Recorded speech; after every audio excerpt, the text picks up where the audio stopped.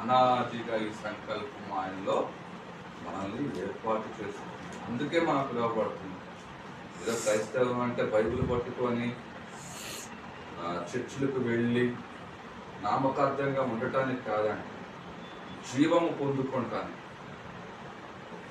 పొందిన జీవం అనేది ఆజ్ఞ అతిక్రమించడం వలన తప్పిపోయిన ఆ యొక్క ఆదాము మరలా దేవుని దగ్గరికి రావటానికి ఆ జీవమును దయచేస్తున్న దేవుడు పొందుకోవడానికి మనం పిలిచాడు.